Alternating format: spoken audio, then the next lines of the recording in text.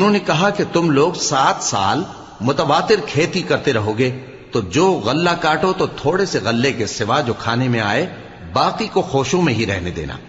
پھر اس کے بعد خشک سالی کے 7 سخت سال آئیں گے کہ جو غلہ تم نے جمع کر رکھا ہوگا وہ سب کو کھا جائیں گے، صرف وہی تھوڑا سا رہ جائے گا جو تم احتیاط سے رکھ چھوڑو گے۔